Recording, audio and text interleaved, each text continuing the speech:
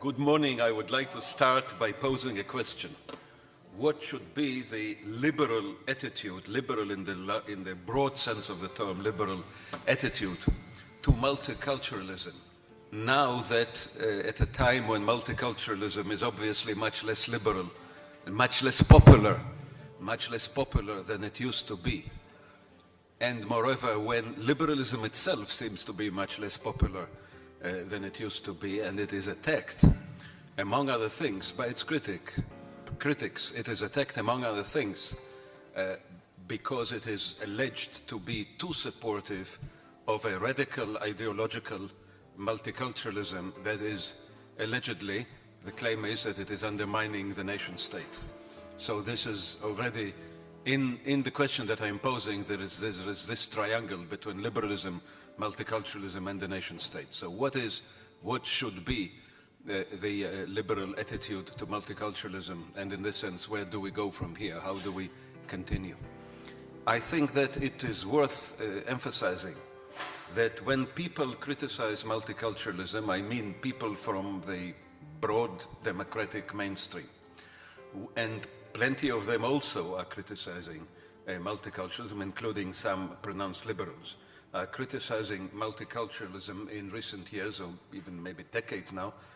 They mainly, if not exclusively, refer to radical ideological multiculturalism that implies cultural neutrality of the state.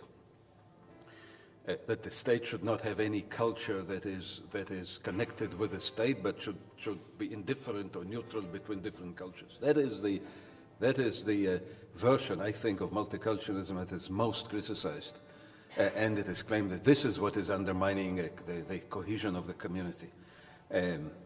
Not everybody accepts this radical definition, but I think it is not unfair to say that more radical trends in multiculturalism tended to go in this direction, that they denied any legitimacy of the state as such having a cultural identity. So while this is criticized, I think almost every critic of multiculturalism from the democratic mainstream accepts less radical versions of what can be called multiculturalism, or if we wish to avoid the term, we may call it cultural pluralism or cultural freedom. Very few people would like to go back to any kind of a monoculturalism. If multiculturalism is criticized, it is not because people are in favor of any kind of a monoculturalism, in the sense that minorities, people who do not belong to the main culture or to the majority culture, should not have their cultural rights respected, and that culture itself is something that the state can just regulate as it can regulate traffic.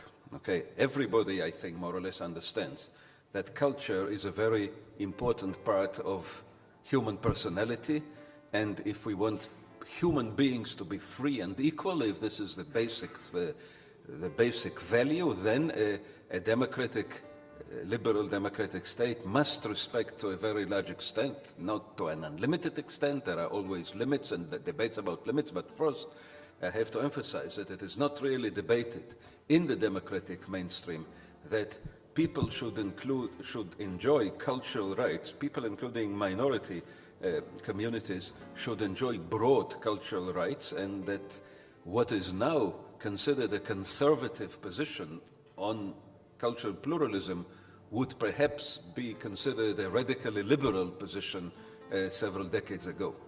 So we should remember that. And this is what very often happens with liberalism, that when there is a reaction against achievements of liberalism, this reaction may be angry and sometimes it is ugly, but usually it is not in favor of rolling things back to where they had been before the pendulum started moving. Most achievements of liberalism are, in the long run, no longer disputed, but there is always a certain amount of tension. So I think that the main issue that has to be addressed is really the idea of state neutrality in culture. This is the main issue that is debated, not civic equality and not cultural freedom, the right of people to have their culture, not to have it suppressed, but the idea of state neutrality between cultures, and this is what I want to address. The main thrust of my argument that liberalism should not support this idea, but before I debate it and I argue against it, it has to be emphasized that it's not a frivolous idea. There are actually good grounds for accepting it, or the problem is there are even better grounds for opposing it. But the good grounds for accepting the idea of cultural neutrality of the state is that instinctively people say that this is actually a natural outgrowth of the principle of civic equality.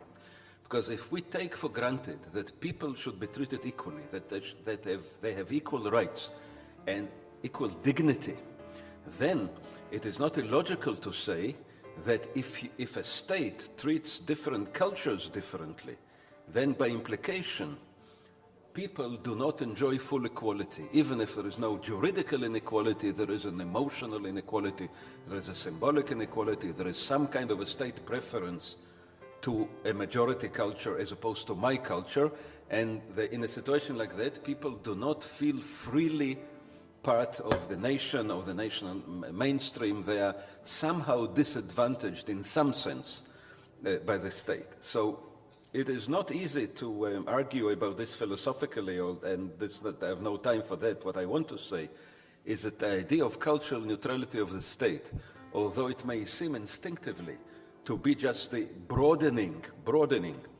of the principle that is not disputed here, I hope, which is civic equality, it cannot be sustained, it cannot be maintained for the simple reason, because as a matter of fact, it is not a reality in the democratic world, and probably it cannot be a reality in the democratic world. So the pretense, and very often it is a pretense, in descriptive and even normative documents, that actually a liberal democracy requires neutrality, cultural neutrality, and more specifically religious neutrality. I will of course address that specifically because there are different areas of culture. But the statement that a liberal state, as a matter of fact, is and should be, and where it is not, it should mend itself in order to conform to the principle that is in principle the right one, which is cultural neutrality, this case cannot be sustained. It is not true. It is really not true that in the free liberal democratic world the state is neutral or almost neutral or virtually neutral. And the areas of state non-neutrality are so significant and so decisive that it is simply unrealistic to pretend that this is what is happening. I will address, there are many areas, but I will address two areas. One is language and the second is religion. And also values that are more characteristic of certain communities as opposed to other ones, very often in context of religion. Now, when you say in principle that the state should be neutral in matters of culture, how do you treat the question of language? Can a liberal state be neutral in language? Well, if the liberal state wanted to be neutral in language, probably the best solution is to adopt Esperanto as the universal language, which really does not discriminate between cultures, communities, backgrounds, memories, and so everybody is equally attached or not non-attached to Esperanto, and this is the truly neutral language. Well, it was invented by assimilated Jews, so maybe someone will claim that it's not neutral in this sense, but still, of course, we immediately understand that there is nothing approaching a neutrality in the matter of language. Now, sometimes there is a pretense that this is a technical thing. It is often claimed that the official language, the state language, the national language, and even if there are several, there is always the main one, and even if there are two languages are equal, all the others are not equal, okay? So there is really no way to have a state neutrality when it comes to language. And in Switzerland, yeah, it is very multilingual, but in every canton, of course, there is the language of the canton, so there is no, so obviously it is untenable. Like a society, a state cannot function in this way. Well, medieval Europe could, when literate people spoke Latin everywhere. Then in that sense, the state was more neutral than, but a modern state cannot work like that. Now, it is a false pretense to claim that language is just a technical matter. Everybody knows that of course, a language is a very basic trait of culture, And moreover, language is widely, and I think rightly, considered to be the main objective characteristic, if there is any, of peoplehood, of national identity, of a modern national identity. Peoples and nations are, insofar as they have any cultural expression except legal citizenship of a state, but peoplehood in this sense is above all, not always, but in the great majority of cases, there are different peoples that speak different languages. And of course, more or less every national movement stresses its national language as its banner. So to say that a state can have an official language or even a first official language, as I think in Israel's case should be the case, the first official language and the second should be Arabic, although it was tampered with by the law that I will briefly mention. In that situation, of course, there is no state neutrality. There is a liberal attitude to languages, but there is no state neutrality on language.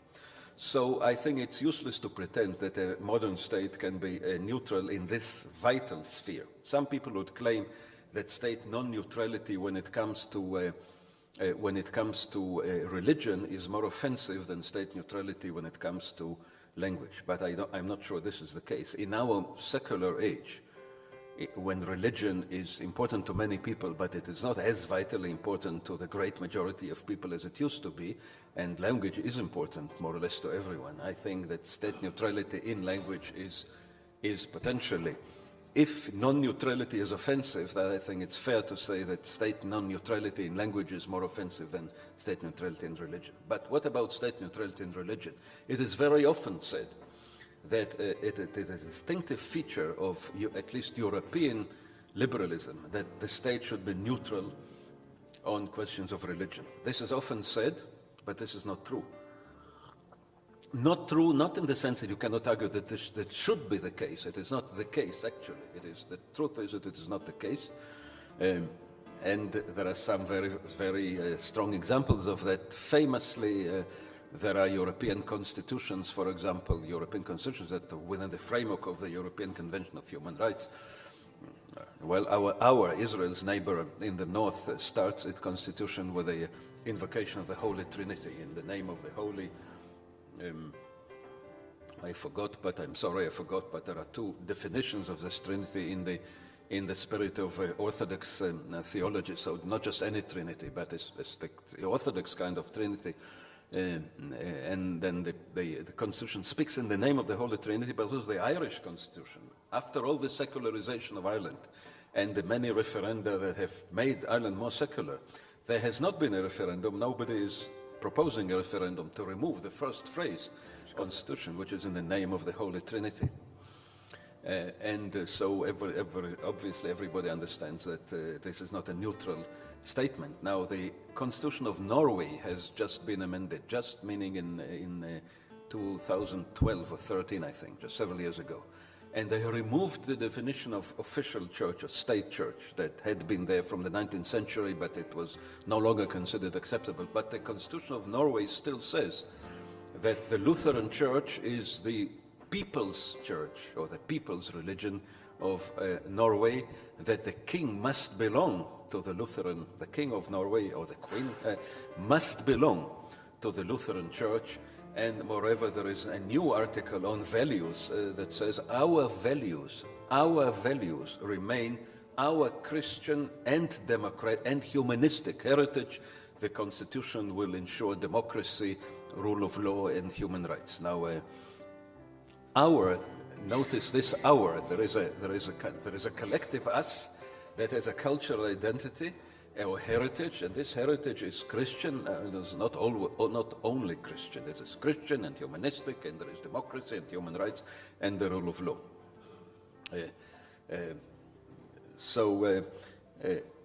Somewhat pedantically, you could claim that the provision for the king to be necessarily a member of the Lutheran Church is a violation of civic equality, because it is actually discrimination by religion. But I think this is too pedantic, because in fact the office of a king is not a modern institution. It is a traditional institution that does not conform to any rules of democracy. It is only legitimate because it is powerless politically, and there is no civic right of a Norwegian citizen to be a king or queen, and so there is no violation of a civil right. But The king is a symbolic head of state. But what is symbolized by this provision is exactly the opposite of state neutrality. It is, with the clear message is that in some symbolic way that does not offend, is not supposed to offend against civic equality, the Norwegian culture, the Norwegian peoplehood, the Norwegian sense of who we are, is connected with the Lutheran Reformed Church. And so I think that a norm, an alleged norm, that is violated by a recently adopted Constitution of Norway, it is probably realistic to say that this is not, in fact, a norm. No, that's not the end of the argument in the normative sense. You could claim that it should be a norm. But the problem is that, one of the problems is that when people argue in favor of strict secularism as the desired norm, people can say, Denmark is not good enough, and Greece and Ireland and Norway, and what we should have is strict secularism.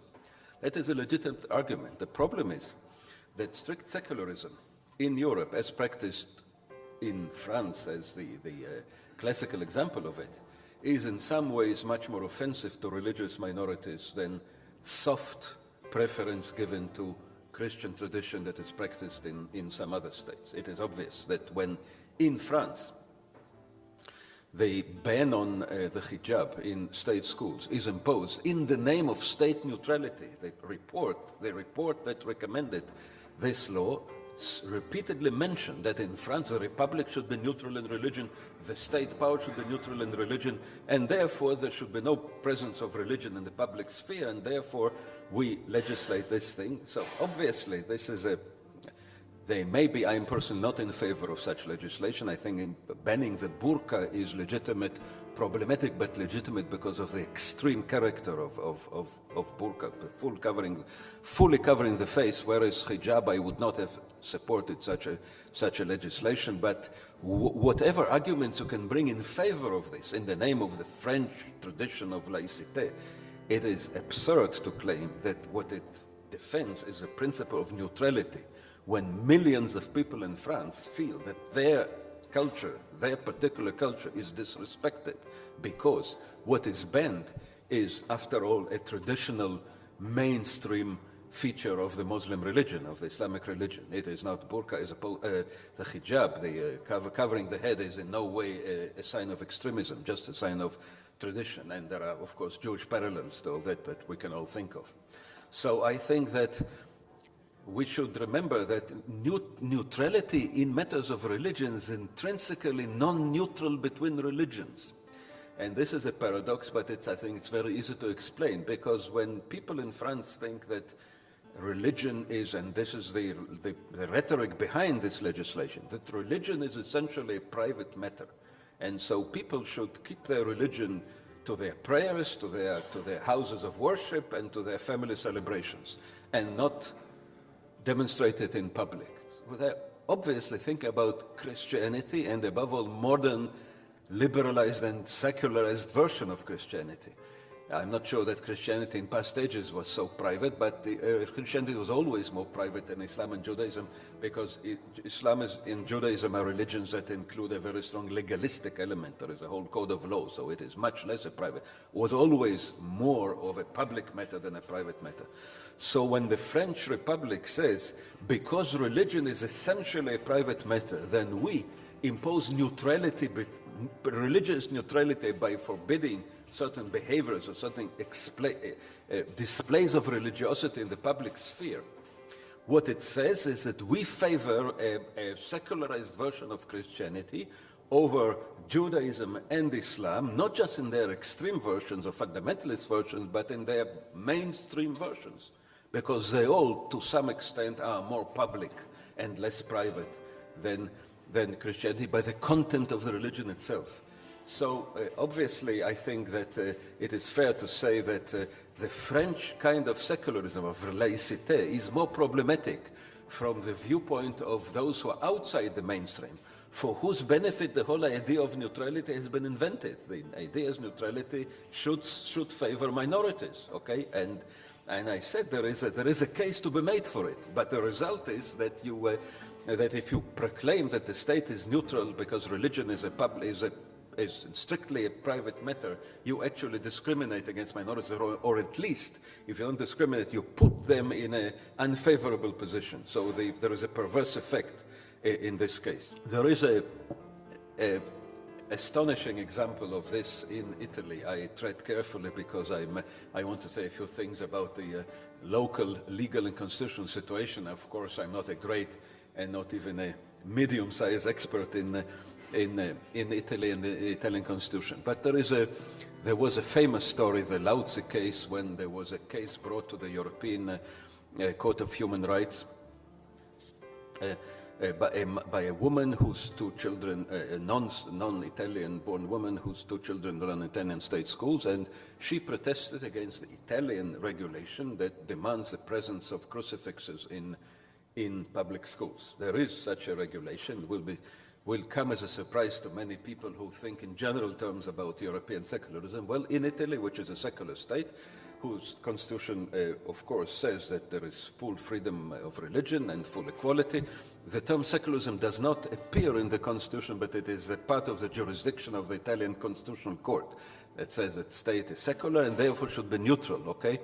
Well, in this neutral and secular state, there is a regulation in force since the 20s that there should be crucifixes in the classrooms of public schools. And this woman claimed that this is against secularism and against state neutrality. The Italian administrative court and the higher administrative court, the local and high administrative court, rejected this petition.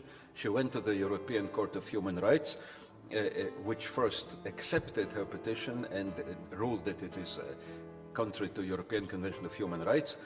And then in a second session, the full session of the court overruled the previous decision and allowed the Italian Republic to preserve the crucifix in the classrooms. Now, the court's reasoning is a very modest one. It says they don't delve into ideological questions. They say, yeah, the crucifix is a religious symbol, everybody understands that, but in fact, this very fact does not necessarily make it illegal under the European Convention, because there is no actual religious coercion and there is no brainwashing. The atmosphere in Italian classes is, when they examine the whole regime in the state schools, it is not oppressive to minorities, it is not dismissive of their rights, they celebrate the Ramadan and Jewish holidays. So the Italian state proved that it doesn't oppress minority pupils, and the court says, well, in that situation you're allowed to give a preference to the symbol that is a symbol of the majority of the Italian people. But the Italian state submission could not say that, because the Italian state submission had to prove that it doesn't offend against secularism. Secularism is not part of the European Convention of Human Rights. So the Italian state submission said the chorus is a state of Italian peoplehood. It is religious by origin, but it is a national symbol, cultural symbol of Italy. Well, that means, of course, that the concept of peoplehood is not neutral between religions. Not that it's discriminatory, in my view. It's okay. I'm not offended as a Jew by such a statement, but one should understand that if you say that the crucifix is some kind of a national symbol in a country like Italy, that means that the state is free, egalitarian, but it is not neutral. I don't think you can seriously claim that it's neutral. But the Veneto Administrative Court, whose judgment is quoted extensively, and I'm sorry I have no time, but I will just summarize it and you will have to trust me, unfortunately, I have no time. The reasoning of the Administrative Court went much further than that. They were not content to say that the crucifix is a symbol of Italian culture and Italian history, because that sounded too narrowly nationalistic for them. They were looking for a more universal and a more neutral and a more secular defense of the crucifix. So they said the crucifix is a symbol of compassion, of love for your neighbor, empathy to suffering. Crucifix, okay? Humanism, pity, and liberty and democracy and the effect of secularism. All the secular values, the liberal, the humanistic, liberal, and in the final essence, secular values of Western civilization are symbolized by this ultimate symbol of human suffering, of course, of what can happen when people treat other people ungently, okay? So therefore, and they say, amazingly, that it is particularly important that people of non-European background in Italian schools should be subjected to this message of love and compassion and charity and all the good Christian values that are, of course, by nature universal. And there is nothing narrow or partisan and certainly not discriminatory, because Christianity, unlike any other religion, Christianity cannot exclude others without denying itself. And of course we know that in the history it used to be different, but we say, the court says, that Christianity by its very nature, unlike any other religion, all religious symbols are exclusive by nature, except the crucifix, which, because it is Christian, is inclusive. It embraces, as of course we understand, the person in question, the human race. Now that argument, of course, means actually that for them, what does it tell a minority student? If they said in a straightforward and honest way, yeah, this is a cultural symbol, originally religious symbol of the majority population of the traditional national Italian symbol, and if you belong to a minority, well, please, you should respect this symbol, and of course we respect your right not to share this religion. Everything is fine. So, well, okay, a citizen of a liberal state, I think, should not be horribly offended by the fact that a state has some kind of an official attachment to another culture, because the state is liberal. And because the state is liberal, it means that I, as a citizen, I am not obliged to be attached to something to which the state is attached. The state is attached to this, and it respects my right, my personal right, or my minority community right, not to be attached to it. And so there is no pretense of neutrality, and there is no disrespect to anyone's belief. But when you try to claim, because you are forced to it by the rhetoric of neutrality and strict secularism, that the crucifix is not a religious symbol and not even a purely Italian or Western symbol, but a universal symbol of compassion and love and humanism, what it says to a minority student is that it is not that you're outside the mainstream culture of the nation, or even outside the nation, you are deviate from universal moral standards. Okay, if you reject it, your religion does not accept this symbol of universal compassion. Okay, so you are exclusionary. We are inclusive because our symbol, our religion is universal. Therefore, the symbols of our religion have a universal moral egalitarian message, whereas your religion is, they write it. All other religion except Christianity, their symbols are by definition exclusionary. Therefore, it is probably legitimate to ban their display or to limit their display. Now, there is nothing like that is happening in Italy, I'm saying, but the logic of the reasoning is that when you try to defend a particularistic, in my view, a moderate and unoffensive, unless you are in favor of radical state neutrality, which I'm not in favor of. But if you want to justify a particularistic feature by denying its particularity and by clothing it in universalist clothes, by claiming that it represents a universal message, you are actually saying something which is highly offensive to the minorities who are outside the mainstream, much more than a frankly acknowledged non-neutrality of the state, while respecting your equality as a citizen and your right also to preserve your own specific culture that is not the culture of the mainstream. Now, I think that, therefore, the liberal point of view, as a matter of principle, should reject or should give up the unrealistic idea of state neutrality, and should frankly, of course, the conditions are different in different countries, but I'm speaking about a general European or Western or democratic liberal principle. I think liberals should no longer pretend that a modern state is necessarily neutral, and they should concentrate on defending equality and freedom. And these are the core liberal values. And it is not unnecessary, it is not trivial to say that freedom and equality need to be defended, because unfortunately nowadays there is an attack. It has to be said. against freedom and equality in quite a number of places. I want to mention 3 of them. There was an outrageous referendum in Switzerland, a very nice country, but there was a referendum that passed directly a constitutional amendment banning minarets. It is now an article of the Swiss constitution. Minarets are not allowed. You are not allowed to build minarets because they don't fit the Swiss landscape, okay? You take a specific religion and a house of worship of a specific religion and you ban it. Nominating, you ban it specifically. This is unacceptable, of course. There are now laws in Denmark, or at least proposals, about treating people in the ghettos.